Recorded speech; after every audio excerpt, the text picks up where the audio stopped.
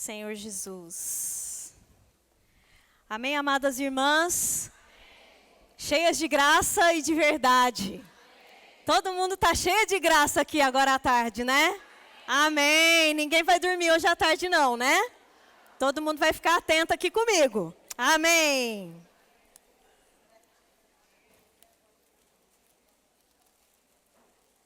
Senhor Jesus.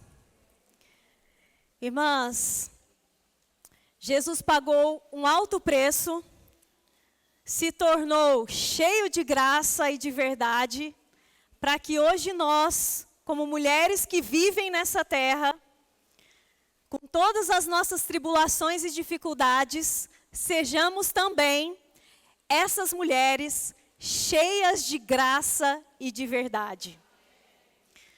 Talvez no seu dia a dia você não se sinta assim tão cheia de graça. Uma das coisas que eu tenho escutado muito ultimamente, principalmente de mulheres, olha só, eu acho que é porque as mulheres acabam se expressando mais mesmo, né? Ai, nossa, eu ando tão sem graça, gente. Parece que eu não tenho nem graça mais para conversar com as pessoas. Parece que eu perdi um pouco da graça, coisas que eu gostava de fazer, de, sei lá, de viajar, não tem mais graça em nada. Se você se sente assim, se prepare, aperte os cintos, porque isso vai mudar. Se você crê naquele que é cheio de graça e de verdade, a sua vida vai mudar. Na verdade, desde que nós recebemos o Senhor Jesus para ser o nosso Salvador, Ele já está fazendo esse trabalho de transformação em nós. E para que nós sejamos cada dia mais essas mulheres cheias de graça e de verdade, nós precisamos nos relacionar mais na intensidade, na qualidade do tempo com aquele que é cheio de graça e de verdade. Nós precisamos ficar mais próximas de Jesus. Se você deseja ser essa mulher, você precisa ter mais intimidade com Deus.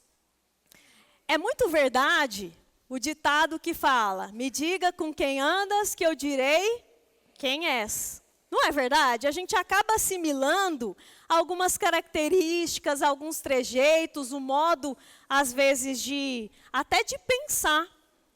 Quanto mais nós nos relacionamos com Cristo, mais nós seremos parecidas. E para a gente poder se relacionar com alguém, a gente tem que passar tempo junto. Jesus, enquanto esteve na terra, ele tinha um viver humano normal. Então, Jesus ia para as festas. Jesus gostava de festa. Quem gosta de festa aqui? Levanta a mão. Eu. Nossa, gente, vocês não estão animadas, não. Quem gosta de festa de casamento? Mulher tem que gostar de festa de casamento. Geralmente a gente gosta de festa de casamento, não é? Principalmente para a gente ver o vestido da noiva. A gente chega na festa, a gente já vê a decoração. Né? Todo mundo chegou aqui na chácara, entrou no salão e viu aqui esse entrelaçamento desse tecido de amor, né? A gente reparou tudo. Então, Jesus, ele também gostava de ir para a festa. E é isso que eu gostaria de compartilhar hoje com as irmãs, que está registrado em João, capítulo 2. As bodas de Caná da Galileia. Eu tenho certeza que a maioria das irmãs aqui, se não 100%, já escutou essa história. Mas eu queria compartilhar um pouco dela com vocês hoje. Eu não sei se vocês sabem, mas Caná vem de caniço, que significa fraco e frágil. E Galileia era considerado um lugar muito desprezado. Olha só que contraditório. Bodas significa alegria e prazer. A alegria e o prazer estava num lugar de pessoas frágeis, fracas e desprezadas. Vocês captaram? Quantas de nós nos sentimos em muitas, vamos dizer assim, em muita parte do tempo, muitas vezes, nós nos sentimos fracas, frágeis, desprezadas. Às vezes a gente não fala para as pessoas, mas a gente sente isso. E daí nós muitas vezes podemos, cada uma de um jeito, umas ficam reativas, outras ficam mais introspectivas. Enfim, cada uma reage de um jeito. Mas aqui, Jesus foi para esse lugar onde estavam pessoas fracas, frágeis, desprezadas. Jesus estava lá para levar alegria e prazer. Então eu gostaria que vocês acompanhassem comigo, que a gente vai lendo os versículos e conversando aqui. 3 dias depois, houve um casamento em Caná da Galileia, achando-se ali a mãe de Jesus. Eu achei interessante porque começou falando da mãe de Jesus. Sempre tem uma mulher no meio de uma festa importante, né?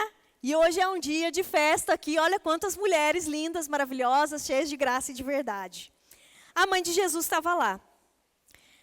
Jesus também foi convidado com os seus discípulos para o casamento. Irmãs, se você deseja ser uma mulher cheia de graça e de verdade, convida Jesus. Não só para as festas, mas para morar com você. Para estar com você o tempo todo. O Senhor deseja que nós, fracas, frágeis e mortais, tenhamos vida e vida em abundância, como fala João 10:10. E o início desse versículo diz que o ladrão vem somente para roubar, matar e destruir. Um dia nós convidamos o Senhor Jesus para habitar no nosso coração. Ele nos salvou. Mas a partir desse dia, o inimigo também começou um trabalho para roubar, para matar essa vida que está dentro de você, embora ele não consegue, mas ele vai fazer de tudo para que você não viva essa vida e para te destruir. Mas o Senhor quer nos fazer ter uma vida de bodas, uma vida cheia de prazer, uma vida cheia de alegria. Eu não estou falando palavras motivacionais aqui não, irmãs. Isso aqui é bíblico, porque o Senhor veio para que nós tenhamos essa vida dele que está dentro de nós em abundância. O Senhor quer que nós vivamos a nossa vida como se nós estivéssemos em bodas. Nesse tempo aqui, os judeus comemoravam uma festa de casamento, a festa durava mais ou menos uma semana. Você já pensou que delícia viver uma festa que dura uma semana? É muito gostoso, né? Às vezes a gente está numa festa, né, muito boa e aí a gente pensa, nossa, não podia nem acabar essa festa. A nossa festa com o Senhor nunca acaba. Então estava lá Jesus, e aí, de repente, aconteceu uma coisa que vocês já sabem. Tendo acabado o vinho, a mãe de Jesus lhe disse, eles não têm mais vinho. Mas olha a postura de Maria. Você imagina, você está numa festa e de repente, vamos falar aqui para nós, né? A comida acabou. Geralmente, a nossa reação é, a gente pensa. Se a gente é educada, a gente só pensa. Nossa, que mau planejamento. Como que deixa acontecer uma coisa dessa num evento? Não planejaram direito. Nossa, quem será que é o dono dessa festa? Quem que será que está no buffet dessa festa? Marineide, estava tudo gostoso, viu? Se você, né, é mal educado, você vai, reclama e fala e acontece. Maria, olha o procedimento de Maria. Porque ela se relacionava com Jesus. E o irmão Miguel compartilhou isso. Quando nós nos relacionamos com aquele que é cheio de graça e de verdade, nós somos educados, né? Nós vamos sendo educados na sensatez, né? Em todas aquelas características. Maria, ela viu o problema e foi falar diretamente com aquele que poderia resolver o problema. Irmãs, muitas vezes nós enxergamos algo porque nós somos muito perspicazes. A mulher, ela bate o olho, ela dá uma escaneada no ambiente, dá uma escaneada na roupa da outra, no cabelo, em todos os acessórios que ela está. A gente é assim, a gente é rápida, né? Você olha para o semblante do seu filho, do seu marido, você já identifica o que mais ou menos está acontecendo. Só que muitas vezes a gente tem essa habilidade e Deus nos fez assim, e a gente não usa essa habilidade de uma forma adequada, de uma forma elegante. Se Deus colocou essa habilidade em nós, não é para a gente sair contando a fofoca para todo mundo, expondo as pessoas, ou indo lá e falar a verdade sem a graça. Mas é para a gente aprender a falar com a pessoa certa. Irmãs, se a gente aprender a usar adequadamente as habilidades que o Senhor nos deu, nós seremos mulheres que farão a diferença em todos os lugares por onde nós passarmos. Nós temos essa habilidade. E o Senhor nos deu essa habilidade para que nós possamos ser mulheres de oração. Uma irmã compartilhou aqui hoje, a irmã lá de Fronteira, e nos encorajou a sermos essas mulheres. Viu o problema? Viu a oportunidade? Oração. Por que existe? Vocês já perceberam? Existe reunião de oração das irmãs. Mas a gente quase não ouve falar reunião de oração dos irmãos. Vocês já prestaram atenção? Porque, assim, né? Os irmãos não têm muita paciência de orar nos detalhes que a gente ora. Eu não sei se vocês têm o hábito de orar com os maridos de vocês ou com os filhos de vocês. Às vezes eu vou orar com o Davi e começo a orar detalhadamente por alguns assuntos. No começo ele está lá, amém, amém. No final, assim, do meio para o final ele já está, Aí eu, tá bom, então eu vou ser mais prática, mais rápida na minha oração. Né? E às vezes eu chamo ele para orar e ele está lá saindo, vamos orar rapidinho antes de você sair. Não, estou atrasado. Eu falo, não, eu prometo que eu vou orar rapidinho. Nós somos assim, irmãs. Mas e o Senhor ama riqueza de detalhes que a gente pode falar para Ele. Só que muitas vezes, ao invés da gente falar para o Senhor, a gente fala com quem não vai resolver o problema, a gente fala e deixa alguém exposto, né?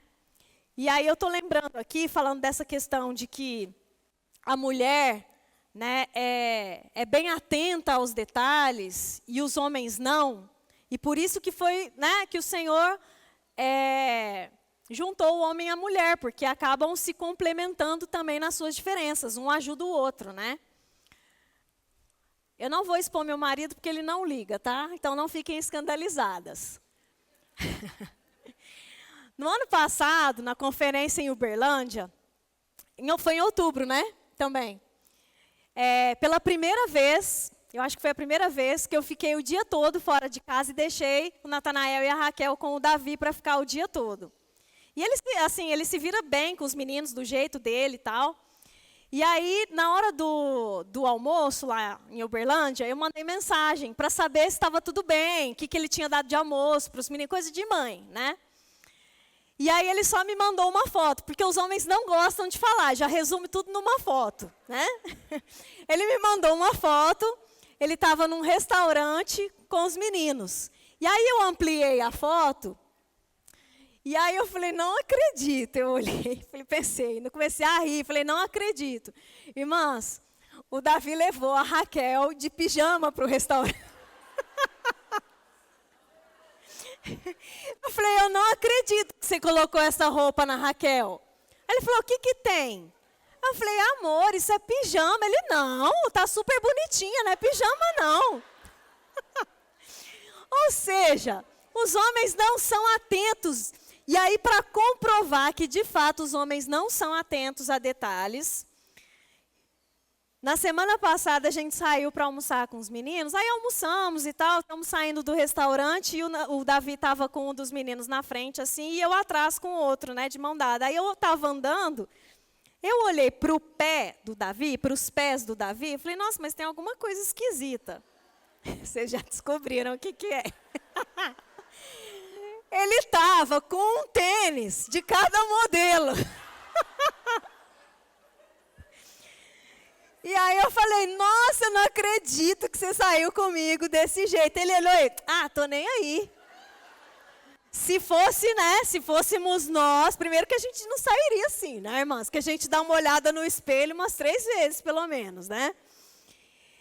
Mas, irmãs, Deus nos deu essas habilidades, né, de sermos atentos aos detalhes, de cuidarmos dos detalhes, né, também para com as outras pessoas, mas para a gente aprender a ter um viver de intimidade com Deus através da oração.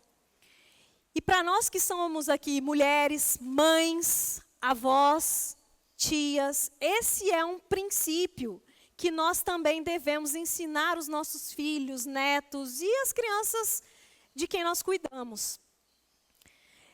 Esses dias, eu estava assim ansiosa, porque eu ia compartilhar com as irmãs numa reunião, e a Raquel, olha só, a Raquel, mulher, ela é muito perspicaz. Ela falou, mamãe, porque eu comecei a invocar, né, ó Senhor Jesus, porque eu estava preocupada com a mensagem, ansiosa e tudo. Ela falou assim, mamãe, você está com medo? Porque eu ensino a invocar quando estiver com medo, né? Mamãe, você está com medo? E aí eu falei, que eu vou? Falei, filha, a mamãe está invocando o Senhor, porque hoje à noite a mamãe vai compartilhar com as irmãs na reunião. Você pode orar pela mamãe? Você ora pela mamãe? Aí ela, sim, eu vou orar. E começou a orar naquele momento. Olha a simplicidade da criança. A gente é assim, irmã, ora por mim. Não, pode deixar, irmã. Você vai para casa e nem lembra do pedido de oração. Já faz na hora, faz que nem a Raquel, para você não esquecer. E aí, olha que bonitinho, irmãs. Aí eu falei, então ora, filha. Escuta a oração da Raquel. Senhor Jesus, abençoa a mamãe na reunião das irmãs. Que seja muito bem-vinda. Né, gente? Ela tem 3 aninhos. Irmãs, vocês acreditam? Lógico, achei lindo, maravilhoso, meu coração derreteu. Mas a oração dela me fez, me trouxe consolo e encorajamento. E eu falei, sim, Senhor. Orei depois, que a sua palavra seja muito bem-vinda no coração das irmãs. Irmãs, nós precisamos ser simples e puras de coração. Maria foi falar com quem podia resolver o problema. E uma outra questão, né, que é muito importante também, Jesus estava nessa festa, mas o vinho acabou. Irmãs, muitas vezes não, o Senhor está na nossa vida.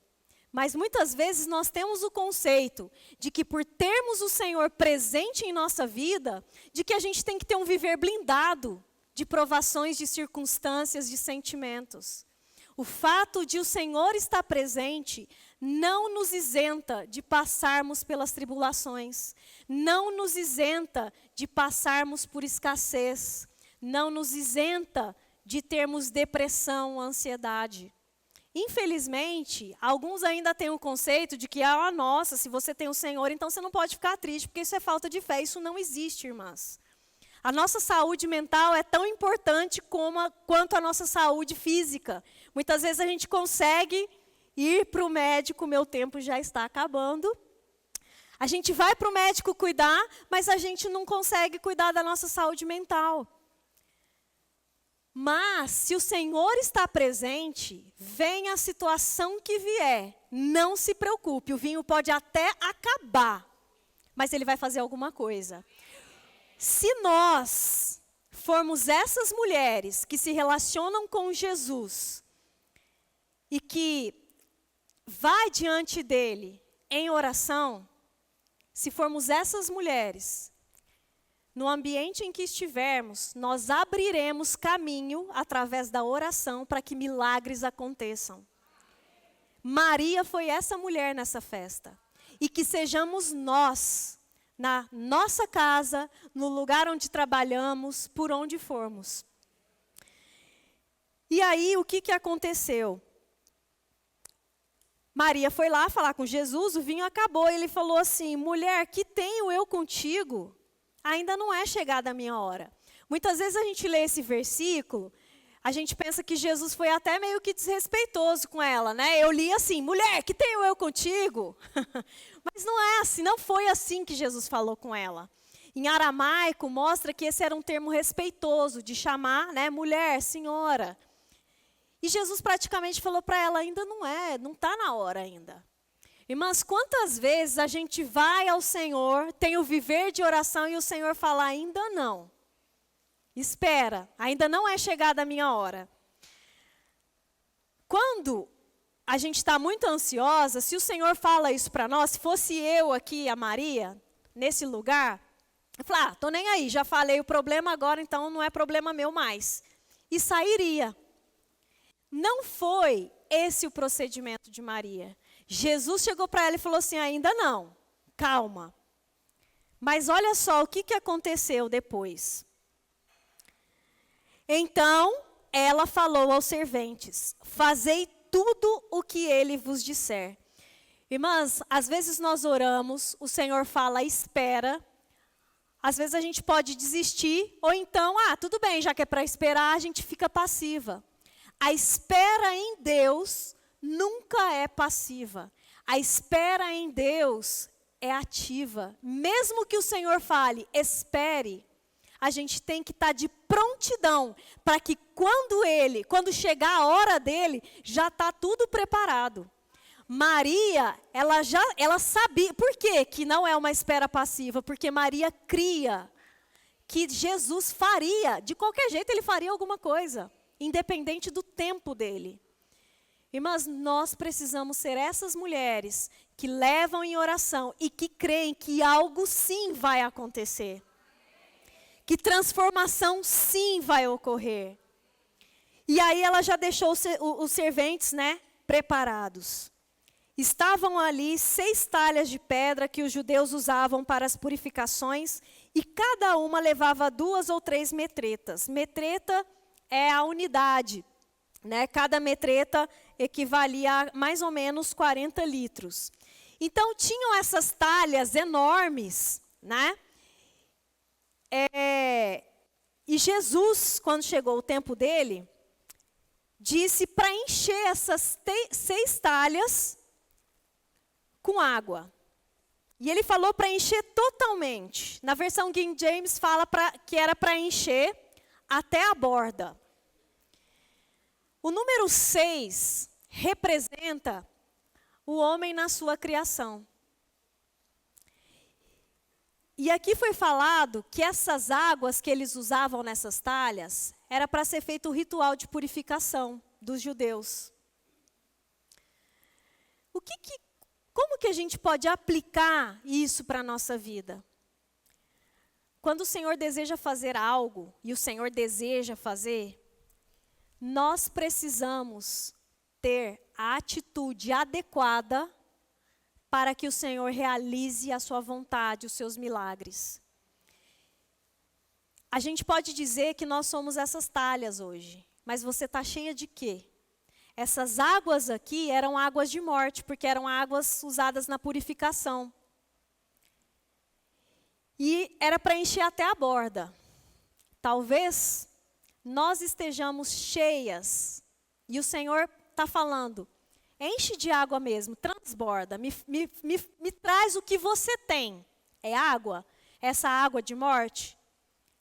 Enche até a borda. Qual que é a sua água de morte, amada irmã? O que o Senhor precisa, o que está em você como matéria-prima para ser transformado? A gente sabe que Jesus transformou essa água de morte em vinho, que representa vida, que representa alegria. Eu queria que vocês fizessem esse exercício rapidamente. Escreva no papel o que o Senhor precisa transformar na sua vida. Às vezes é um pensamento, às vezes é um pecado, às vezes é um sentimento de culpa, situações traumáticas do passado, uma tristeza profunda. Às vezes é um problema num relacionamento, uma dor muito grande que te causaram. Às vezes é literalmente a sua morte, o seu pensamento de morte. Às vezes é tudo que você tem para oferecer para o Senhor. Sua vontade de não existir mais porque está muito difícil viver. Escreva no papel.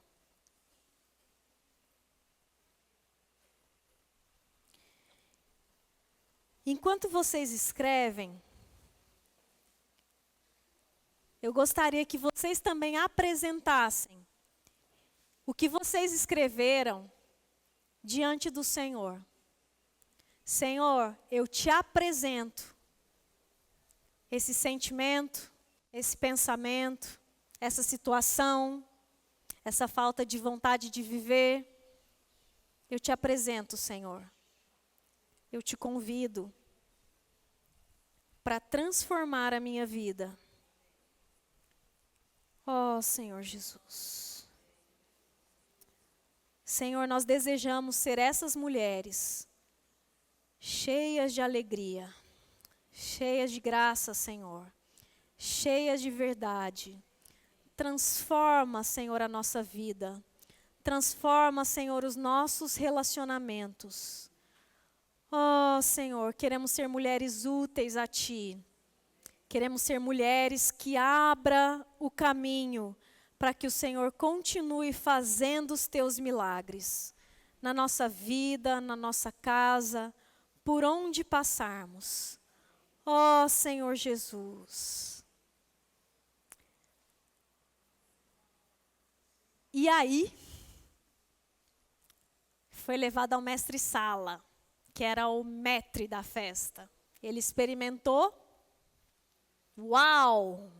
Que delícia!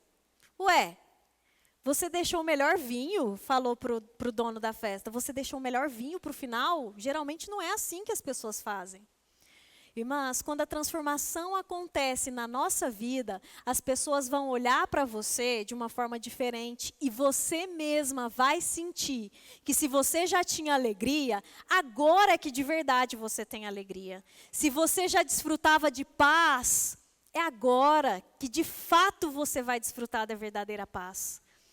O Senhor pode fazer essa transformação no nosso interior, na nossa casa, nos nossos relacionamentos, ou seja, em toda a nossa vida, e você viver de uma forma como você nunca viveu anteriormente. E aí, para encerrar, porque meu tempo já acabou faz tempo, desculpa. O versículo que o irmão Miguel leu.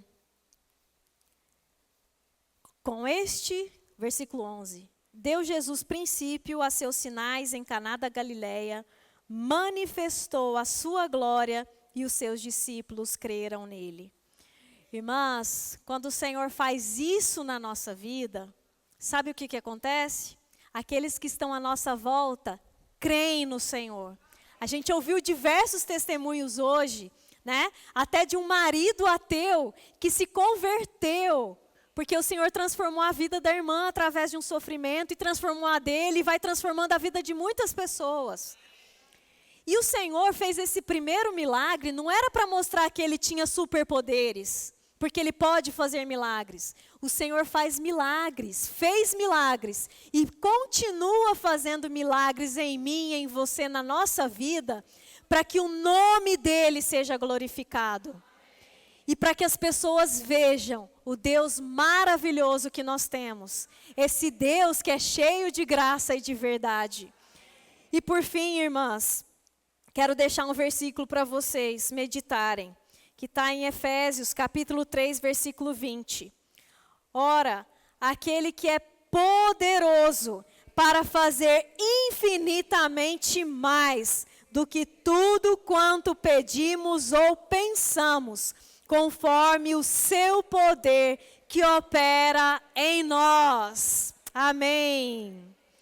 Agora, como o Senhor é cheio de graça e de verdade, nós vamos aprender quais são as atitudes que nós devemos ter para continuar sendo essa mulher. E a irmã Sonali vai compartilhar conosco. Vem, cheia de graça e de verdade.